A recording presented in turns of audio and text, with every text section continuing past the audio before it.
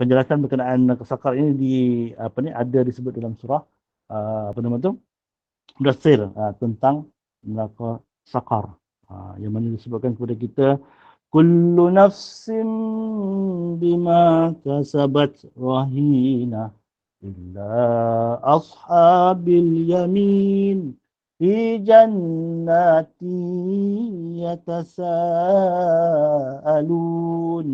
anil mujrimin ma salakakum fi saqar qalu lam naku minal musallin ولم نكن نطعم المسكين وكنا نخوض مع الخائضين وكنا نكذب بيوم الدين حتى أتانا اليقين. Ini cerita tentang ahli syurga dan ahli neraka semasa mereka itu masuk ke dalam syurga dan neraka di mana mereka bersembang atau bercakap. Kullu nafsin bima kasabat rahina. Setiap diri itu akan dipertanggungjawabkan atas apa yang telah mereka perbuat. Maknanya apa yang kita buat ni adalah tanggungjawab kita sendiri. Illa ashabil yamin. Melainkan golongan yamin. Iaitu golongan kanan. Yang diberi kitab oleh Allah Ta'ala di sebelah kanan. Fi jannati yatasaalun. Pada ketika dalam syurga besok mereka menanya, saling menanya anil mujrimin, tentang keadaan orang-orang berdosa.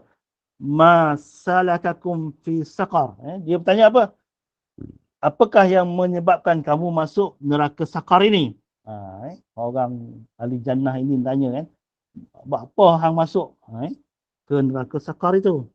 Mereka jawab qalu lam nakum minal musallin. Mereka mengata bahawasanya kami ini orang yang selalu meninggalkan ataupun tidak mengerjakan solat. Qalu lam nakun. Mereka adalah orang yang tidak mengerjakan solat. Walam nakun nut'imul miskin. Dan kami tidak pula memberi makan orang miskin. Walam ni maksudnya penapian, tak pernah solat, tak pernah bagi sedekah, bagi makan orang miskin. Itu walam. Itu penapian yang menidakkan. Maksudnya mereka itu tak membuat perkara-perkara yang diperintahkan oleh Allah SWT. Wa kunna nakhudu ma'al khaidin. Dan kami ini selalu membicarakan tentang yang batil bersama orang-orang yang membicarakan itu yang disebutkan kerap bersama-sama ini seronok berkatakan tentang perkara-perkara yang tak benar sambil mempertahankan pula pembawa dia. Ini wa kunna nakhudu ma'al khaidin wa kunna nukadzibu biyaumiddin. Dan kami ini mendustakan hari kiamat, hari pembahasan hatta nal yakin, sehinggalah kami ini mati. Sehinggalah kematian itu mendatangi kami. Barulah kami tersedar bahawa kami ini bersalah. Itulah orang-orang yang akan menduduki neraka sakar. Siapa dia? Iaitu orang yang tidak solat, orang yang tidak memberi sedekah dan makan orang miskin, orang yang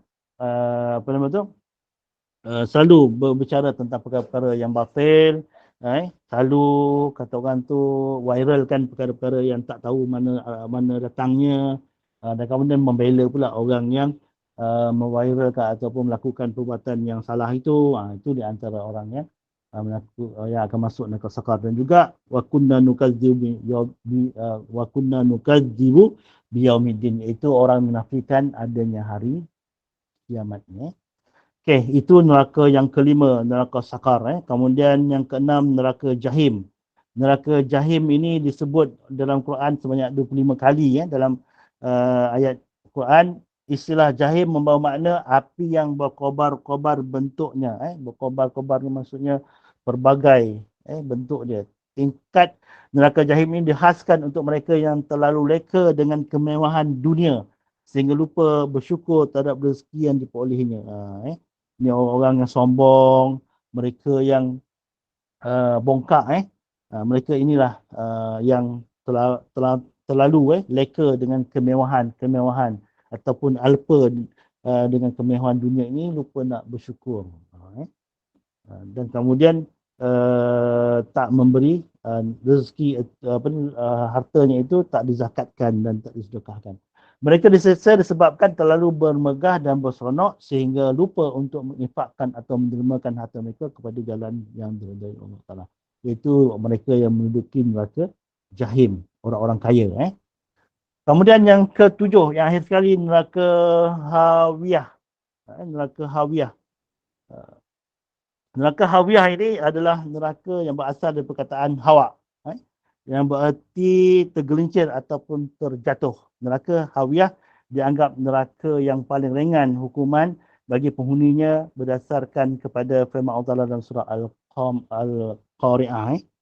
Di mana disebutkan kepada kita, wa amma man khafat mawazinuhu fa ummuhu hawiyah. Maka barang siapa yang ringan timbangan kebajikannya, maka mereka itu akan ditempatkan ke dalam neraka hawiyah.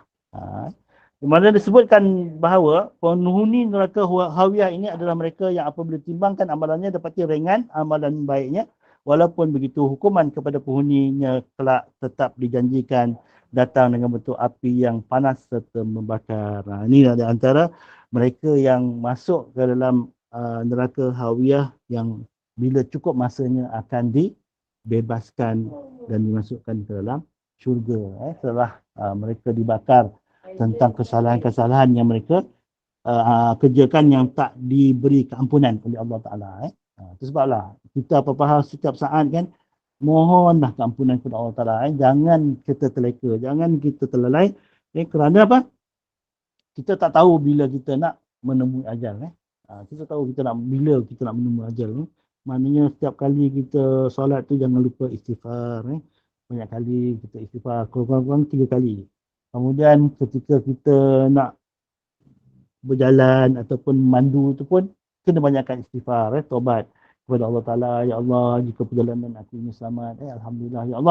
Ya Allah, jika perjalanan aku ini tak selamat, ya Allah, maka rahmatilah aku, ya Allah, ampunkan dosa-dosa aku, ya Allah, aku banyak melakukan dosa kepadamu. Kita istighfar, kemudian lepas syahadah. Lepas kita istighfar itu, kita melafazkan lafaz syahadah, asyhadu la ilaha illallah wa asyhadu anna Muhammadar Rasulullah. Itu menunjukkan bahawa kita dah betul-betul bertaubat kepada Allah Subhanahu Wa Taala apabila kita lafazkan lafaz syahadah. Selalu kita beristighfar, kan jarang kita melafazkan lafaz syahadah. Kita istighfar astagfirullahalazim, astagfirullahalazim, astagfirullahalazim. Tanpa kita diingati tentang lafaz dua kalimah syahadah itu adalah lafaz yang paling besar, iaitu menunjukkan kita ini bertaubat kepada Allah Taala. Maksudnya bila kita bertaubat astagfirullahalazim, habis 3 kali tu kita lafaz syahadah asyhadu an la ilaha illallah wa asyhadu anna Muhammadar Rasulullah. Tuhan yang disembah melainkan Allah dan Nabi Muhammad SAW itu adalah Rasulullah. Itu adalah kita punya pegangan, kita punya etikat yang perlu kita jaga betul-betul. Okey, insyaAllah habis. Di manakah kita nak tahu tadi, yang maknanya kalau kita masuk neraka Jahanam kekal abadi. Kalau kita masuk neraka Lazza tadi, kekal abadi tak? Nampaknya macam kekal aja kan. Kalau kita masuk neraka Sakar, lagi lah pula. Kalau kita masuk neraka Sa'ir, sama juga. Iaitu orang-orang yang kata orang tu makan harta anak yatim ni kan. Mudah-mudahan janganlah kita masuk neraka, walaupun neraka hutamah sekalipun. Walaupun neraka hutamah sekalipun, timbangan amal kebaikan kita itu sedikit, katakan tu kurang daripada amal kejahatan kita, tapi kita tak nak kita masuk sebarang pintu neraka. Kerana apa? Seringan-ringan azab api neraka ialah seseorang itu memakai sepatu neraka lalu menggelegak otaknya. Itu seringan-ringan azab api neraka disebut oleh Rasulullah SAW, iaitu seringan-ringan azab api neraka iaitu mereka yang dipakai oleh Allah Ta'ala akan sepatu. Sepatu ni apa dia? Selipar lah. Selipar neraka lalu menggelegak otaknya. Cuba kita bayangkan betapa panas, betapa sakit, betapa pedih, betapa seksanya. Itu baru seringan-ringan azab neraka. Kalau seberat-berat azab neraka, Masya Allah, kita tak sanggup menghadapinya kerana kita tak mati lagi. Maksudnya kalau kita masuk dalam api neraka, kita tak mati dah. Mati itu adalah penghujung kepada seksa. Tapi bila kita berada keadaan tak mati, maka kita akan ditimpa seksa demi seksa. Seperti orang yang jatuh bangunan, ataupun membunuh diri, terjun bangunan, mereka itu akan rasa sakitnya ketika jatuh tu sekali je, kemudian terus mati. Tetapi bagi orang ahli neraka, mereka melakukan begitu juga, mereka akan jatuh hancur begitu, tetapi mereka tak mati. Hidup balik. Betapa sakitnya. Kelupaskan kita punya kulit ini dan diganti dengan kulit yang baru. Begitulah keadaannya, seksaannya cukup mengerikan. Adakah kita sanggup? Kalau kita tak sanggup, sama-samalah kita bertaubat, sama-samalah kita mengaji, mendalami ilmu agama ini, kita tahu salah kita apa, yang betul itu apa. Itu yang kita nak tahu kan. Dalam agama ini kita kena tahu apa yang benar, apa yang salah. Jangan tak tahu langsung. Apa yang lancar dalam bacaan Quran, dan tak lancar tu macam mana. Itu kena belajar betul-betul membaca Quran dan sebagainya. Oleh itu, terima kasih semua kerana meminjamkan telinga masing-masing pada Ustaz ni untuk mendengar celotehan pada malam ini, dan Ustaz serahkan kepada Kak Ita untuk acara berikutnya. Baik, Alhamdulillah, terima kasih Ustaz. Masya Allah, tabarakallah, ngeri Ustaz mendengarnya. Sama-sama kita mengambil peringatan daripada apa yang Ustaz kongsikan. InsyaAllah sama-sama kita mengambil ibrah dan lakukanlah yang terbaik dalam ibadah kita, lakukanlah yang sebaik mungkin. InsyaAllah Allah pandang usaha kita, InsyaAllah Allah nampak segala usaha kita, mudah-mudahan segala apa yang kita buatkan menuju ke meraih pahala daripada Allah SWT, InsyaAllah. Terima kasih Ustaz sekali lagi. InsyaAllah ada rezeki dan kesempatan kita jumpa lagi. Terima kasih kepada seluruh jemaah kita juga. Terus setia bersama kami sebentar lagi. Jam 9 ada sesi tadabbur bersama Ustaz Nazri Mustaqim. Juga 9.30 kelas vokal bersama Cikgu Siti Hajar. Siapa yang nak belajar teknik-teknik vokal membaca Al-Quran, insyaAllah bersama dengan Cikgu Siti Hajar jam 9.30 nanti insyaAllah. Dalam link yang lain. Link yang sama. Ustaz Nazri link yang sama. Tak pasti surah apa malam ni, tapi dia sambung tadabbur sesi. Maksudnya tak payah, masing-masing tak payah live lah. Tak payah keluar. Kalau boleh lagi juga solat, berhenti sekejap. Boleh, biarkan je on, solat sekejap. Boleh sambung semula lepas ini.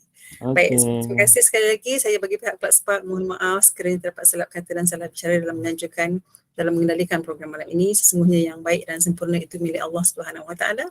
Yang kurang, yang lemah itu dari kedaifan saya sendiri. Saya serahkan kembali pada Ustaz untuk kita tangguhkan bacaan tasbih kafarah juga suratul Asr. Subhanakallah bihamdika asyhadu an la ilaha illa anta astaghfiruka wa atubu ilaik. Bismillahirrahmanirrahim. Wal 'asri innal insana lafi khusr illa alladziina aamanu